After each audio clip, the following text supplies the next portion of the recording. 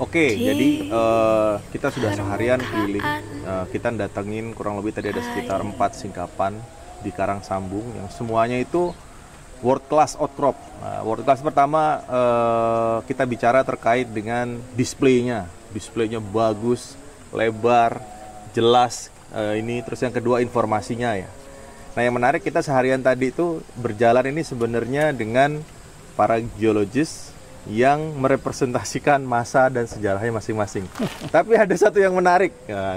Jadi kalau kita perhatiin tadi sebelum kita melakukan pengamatan detail, bapak-bapak yang ikut tadi jalan ke lapangan itu melakukan yang namanya pengamatan kayak orientasi medan, terus melakukan penggambaran sketsa. Kayaknya kegiatan orientasi medan, istilahnya orientasi medan atau pengamatan dari jauh lalu menuangkan di dalam sketsa itu sudah mulai jarang kita lakukan ya, sudah jarang kita lihat dan kita temuin gitu di beberapa kegiatan khususnya mahasiswa kebumian yang melakukan observasi lapangan ya. Nah ini jadi menarik nih sekarang nih kalau misalnya kita coba lihat. Jadi sebenarnya seperti apa sih SOP, nah ini penting nih, SOP dasar nih kalau kita ketemu satu singkapan gitu yang luar biasa cantik seperti ini, perlu nggak sih kita menggambar dulu atau dengan kemudahan sekarang ini, wah udahlah cukup dengan foto gitu ya, nggak perlu gambar-gambar, gambarnya di rumah aja gitu, misalnya kayak gini. Nah itu tuh, ini menarik nih. Nah, sekarang kita coba kulik informasi dari bapak-bapak yang ternyata ini merepresentasikan beberapa generasi nih. Saya termasuk generasi yang paling muda di antara bapak-bapak ini gitu ya. Dan perlu diingat saya sendiri masih mengalami proses itu. Nah sekarang kita coba dengar dari yang paling senior nih Pak Andang. Gimana Pak Andang? Jadi tetap ya, saya sendiri juga ngajar sekarang di geologi. Prinsip saya adalah back to basic, look at the rocks. Dan ketika kita look at the rocks itu sama dengan look at any object, itu selalu dari bird eye view ke end view. Jadi bird eye itu adalah pandangan burung dan end view itu adalah pandangan semut. Jadi kelihatan gede kayak gitu.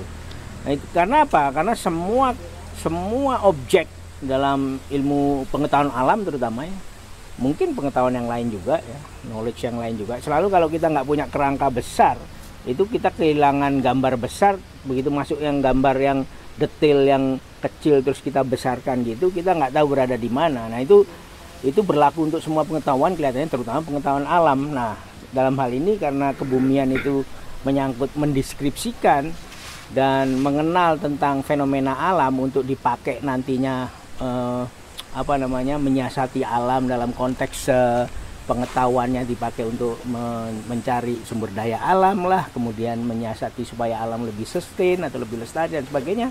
Maka dalam rangka mendeskripsikan alam itu di kebumian ya harus yang tadi saya bilang bird eye view, end view, dan itu prinsip itu mestinya juga saya sendiri masih mengajarkan itu di kuliah-kuliah gitu. Selalu harus regional dulu baru detail. Tadi kan di konteksnya ada dua gitu ya. Yang satu adalah orientasi medan. Orientasi medan itu adalah ngelihat ini di mana kita terus baru masuk ke dalam. Yang kedua adalah bikin sketch. Itu representasi dari pemahaman kita tentang apa yang kita lihat itu biasanya dalam bentuk sketch. Dengan adanya teknologi modern, saya sendiri melakukan ini belajar mulai tahun 78 ya. Itu ada mata kuliah khusus 2 kredit. Profesor Sampurno waktu itu yang ngajar, dan itu namanya menggambar teknik, dan di dalamnya itu ada 3 kali pertemuan, 14 kali pertemuan, 2 semester dua kredit itu ada sekitar 4 kali pertemuan itu ke Gua Pawon, ke Citatah, ke Gunung Batu, itu gambar alam, terus harus ngasih tahu ini gunung apa, sketch morfologi. Sketch morfologi, terus sketch batu. Kemudian setelah itu ya kalau ada outcrop ya kita nyeket outcropnya seperti apa, dan itu kebawa terus saya malahan kuliah paleontologi. Itu paleontologi dasar, itu fosil ditaruh digambar, bukan difoto, digambar, sehingga tahu mana namanya septa, mana namanya lingkaran apertur dan sebagainya itu. Terus kristalografi juga sama, mineral itu digambar semuanya. Nah dengan waktu yang saya lihat sih teknologi makin modern. Yang saya pernah ditawari juga sekitar tahun 2000 sekian gitu, pertengahan 2005. Pakai ini deh, pakai iPad, pakai book apa dulu MacBook. namanya? Iya itu lah. Di foto gitu ya, terus bisa digambar gitu. Tapi susah juga gitu loh. Susah juga karena nggak terbiasa kan. Akhirnya tetap aja pakai ini. Sampai sekarang saya terus gambar ini. Karena apa? Walaupun nggak sempurna, ini nanti disempurnakan ketika ya pakai teknologi apa? Foto lah, foto bagus. Tapi kalau kita udah skate kayak gini, kita tahu mana yang akan kita tarik di foto. Nah, ini jadi penting sketsa itu. Karena informasi tentang ini hanya terjadi pada waktu kita berhadapan dan mendapatkan gelombang langsung dari outcropnya. Gelombang batunya itu mempengaruhi otak kita, perasaan kita untuk gambar seperti ini. Nah, jadi bahwa sekarang saya nggak tahu ya, saya tetap ngajar nyuruh kayak gini, tapi bukan dalam kredit, tetapi dalam bentuk ya kalau saya ngasih kuliah sedimentologi, gambar-gambar, bird eye view, end view, selalu kayak gitu. Jadi sebenarnya sketsa itu boleh dibilang itu meletakkan rencana plan kita untuk menuju ke di dalam kegiatan akuisisi itu sebenarnya meletakkan rencana di dalam gambar besar, lalu memulai dari mana gitu ya Pak? Iya, betul. Nah ini menarik nih karena kalau kita lihat ya, saya mungkin sekarang sudah sangat jarang lah. Menurut kalau Pak Is, Mas Arya gitu saat ini seberapa relevan sih sebenarnya kita melakukan sketsa itu sebenarnya terhadap outcrop? Apakah memang masih penting ataukah kita cukup dengan foto atau ini segala macam ini Pak? Oke, kalau saya melihat begini, sebenarnya kalau tadi kaitan dengan orientasi medan segala macam, ini pengalaman nyata di Karangsambung selama saya di sini, di mana ada sekian banyak ratus mahasiswa kuliah lapangan. Jadi saya melihat mungkin selain sketsa sekarang udah dimudahkan dengan foto segala macam. Touch-nya tuh nggak dapat sebenarnya. Bagian mana yang ditonjolkan tuh nggak dapat dengan foto, itu satu. Nah kedua, sebaiknya memang ini perlu disadari dosen-dosen juga. Penggunaan gadget. Ini kayak touch ini tadi ya. Touch-nya adalah di kekar kolom di sini. Itu yang pengen ditonjolkan. Yang lainnya mungkin makanya gambar tumbuhannya juga bukan asal ya. Pokoknya ada penanda. Ada kekar kolom dua kayak gitu. Oke, kalau kembali ke tadi masalah pemakaian gadget. Pemakaian gadget nggak apa-apa sih sebenarnya. Tetapi menurut saya cara-cara manual ortodoks seperti zaman dulu itu tetap harus diajarkan dan perlu dipraktekkan. Mungkin tidak seintens yang kalau misalnya belum ada gadget ya. Jadi ada cerita, ini nyata. Suatu sore saya pulang menuju rusun, saya melihat beberapa mahasiswa itu gesturnya berubah. Saya baru tahu itu mendekati maghrib, ada 4-5 orang mahasiswa belum pulang. Akhirnya untungnya kita bisa kontak. Rupanya mereka di sana itu kehabisan baterai. Nanti begitu kita dapat, saya bilang tolong Sherlock. Setelah itu tolong kamu jangan kemana-mana. Kita cari, saya kirim 2 orang untuk nyari. Singkatnya jam 9:30 baru masuk kembali ke rusun.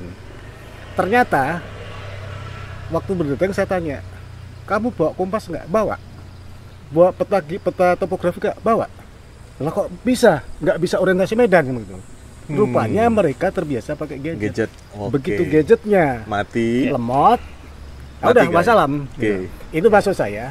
Nggak apa-apa pakai gadget, nggak apa-apa. Tetapi mungkin perlu juga disadari oleh Bapak Ibu dosen, mengajarkan cara-cara seperti itu tetap penting. Itu salah satu yang perlu di. Jadi memang mau nggak mau. Nggak usah mahasiswa geologi, orang-orang kemarin aja kesasar. Betul. Karena pakai Google. Nah, kalau Mas Arya gimana nih Mas? Ya, jadi kalau kaitannya memang dengan tadi ya, kita dulu waktu kuliah di umur kita tuh pasti bikin sketsa itu memang wajib dan seterusnya. Memang kalau dari pengalaman saya kebetulan belakangan saya banyak kerja dengan geologis muda, itu memang mereka tidak terbiasa. Mas Andang kan begitu datang ke Singkapan, lihat dari jauh bikin sketsa. Memang teman-teman muda-muda ini yang sekarang memang kurang sekali. Jadi yang disampaikan itu jarang sekali yang benar bikin sketsa. Ada, tapi tidak banyak. Mungkin dari 4 hanya 1, atau dari 5 hanya satu yang bikin sketsa. Jadi memang ini menurut saya sih bikin sketsa itu bukan persoalan menggambar, menggantikan foto dengan gambar, tapi dengan sketsa kita bisa menonjolkan interpretasi yang kita miliki terhadap suatu objek. Gitu. Bedanya dengan gambar. Kalau gambar foto maksud saya ya, foto cepret semua tertangkap. Ada kambing lewat, ada pohon, semua tertangkap. Mana yang penting di geologi? Iya. Itu kan. Jadi geologis melihat oh ini yang penting apa? Itulah yang pasti dia sketsa. Dalam arti kata ditonjolkan dalam sketsa. Jadi ini yang sangat penting karena kalau geologi kan kita bicara suatu cerita. Setiap singkapan tidak hanya singkapan deskripsinya ABC, tapi singkapan ini secara garis besar ceritanya apa? Ya tergantung eksplorasi apa, migas atau eksplorasi tambang, apapun atau mitigasi bencana, semua ada ceritanya. Dan setiap titik observasi yang kita datangi itu harus ada benang merah ceritanya dengan titik-titik lain. Betul.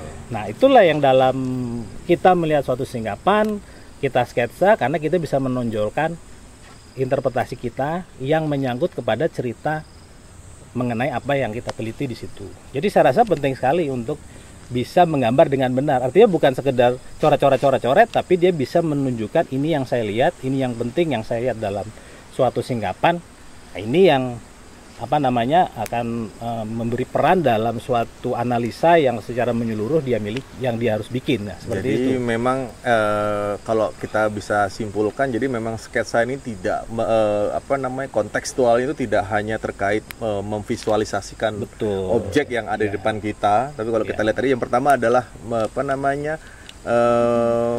menuangkan rencana satu gitu ya, rencana pengambilan data gitu di satu lokasi. Terus yang kedua adalah menonjolkan objek yang nantinya akan menjadi yang akan didetailkan ya ini segala macam. Terus yang ketiga adalah sebenarnya adalah catatan komprehensif sebenarnya ya kalau dulu kita bilang ya dalam suatu pengamatan kita di lapangan karena semuanya tercatat di sana ya Pak ya. Iya. Mungkin kalau dengan teknologi foto tapi bisa dioret-oret dikasih catatan mungkin agak sedikit yang seperti ini juga sebenarnya pengalaman terakhir tuh sekarang itu justru dengan kemudahan teknologi itu tuh saya mengalami sendiri di GDA itu di dalam setiap kegiatan akuisisi lapangan gitu Pak Is ya. Ini semua sudah dibekalin kamera. Tapi satu singkapan itu paling cuma 3-4 foto yang diambil. Jadi ternyata teknologi itu juga membuat manusia itu malas. Betul. Sudah dikasih kemudahan, foto pun cuma sedikit. Padahal dengan kapasitas memory card segala macam gitu. Akhirnya kita membuat sudah dikasih kemudahan, akhirnya kembali lagi. Jadi saya mewajibkan juga orang sketsa. Jadi artinya teman-teman kita bisa lihat di sini bahwa memang teknologi itu memudahkan ya, tetapi dari sisi efisiensi di dalam kegiatan lapangan itu old teknik itu ternyata masih sangat relevan ya, masih sangat aktual sekali untuk digunakan hingga saat ini karena seringkali teknologi itu salah untuk kurang maksimal lah, membuat orang menjadi malas ini segala macam. 25. Kita lebih gambar. Ya? 222 ya? Ya, 2222. Nah, ini ditulis. Ini N222E 25. Jadi kemiringannya ke arah 222 derajat, 25 derajat di sini. Sehingga miring ini N222 derajat east, 25 derajat menunjam ke dalam. Jadi kalau digambarkan misalnya di sini adalah itu north, east, south, west ya. N222 ini sini ya. Begini kan ya. Jadi ke sana. Terus dipnya ke sana. Ya kan? Dipnya ke sana. Jadi kalau digambarkan ada bidang begini. Nah,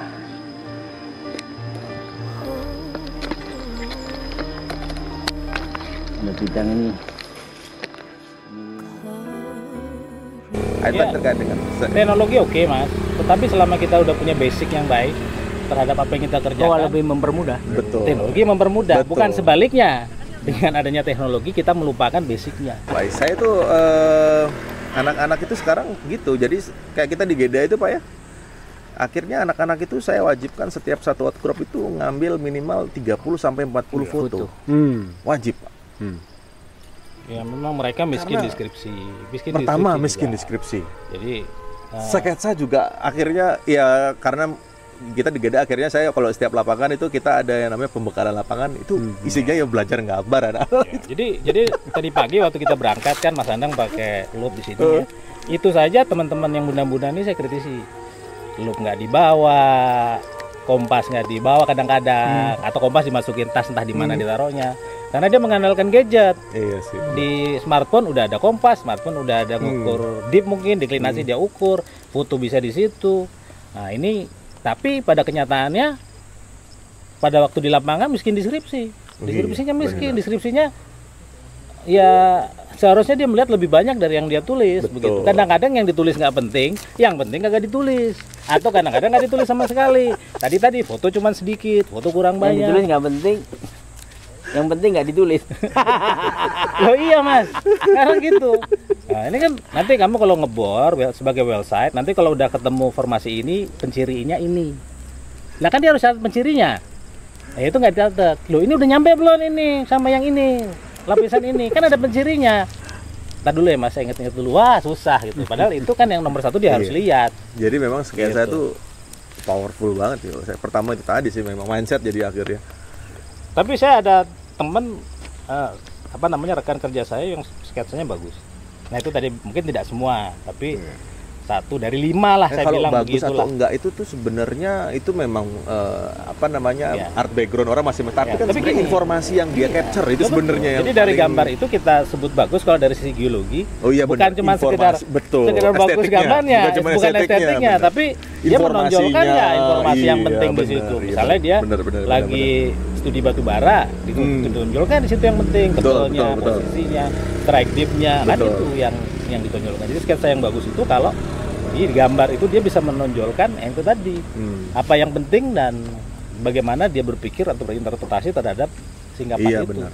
Jadi memang itu kelemahan. Jadi semakin kesini kalau kita perhatikan juga di beberapa saya sendiri ngeliat gitu. Kita ngajar di Undip, kita ngajar di beberapa Pandang gitu ya, ngajar di beberapa kampus gitu ya, yang ada di Jakarta kayak UI dulu kita ngajar ini segala macam terus itu. Jadi memang ada kecenderungan ilmu-ilmu dasar yang mungkin dulu gitu ya didapat di mungkin periode 2000 ke belakang gitu ya. Itu dianggap sebagai text time. Iya. Sehingga dihapuskan. Padahal ilmu-ilmu dasar itu menjadi salah satu fundamental penting gitu buat mahasiswa kemudian, Itu terutama tadi satu. untuk berhayal dalam tanda kutip ya. Salah satunya ya gambar teknik atau sketsa ini ya. Karena pada saat kita membuat sketsa, apa yang mau kita tonjolkan itu langsung terpatri. Iya benar. Beda kita mau cepret. 2 hari kemudian bingung kita yang Lupa. mana. Iya, Kan saking gitu. banyaknya yang Iya, kita saking ini ya, banyaknya. benar. Tapi begitu sketsa itu secara tidak langsung udah langsung ada touch kan. Betul. Langsung masuk ke memori gitu loh. Mana yang penting di situ gitu. Iya betul. Oke. Kan yang sering terjadi. Jadi untuk menutup ini sebenarnya perlu Anda dengar sketsa musim panas kelima. Di dalam dada sama saja.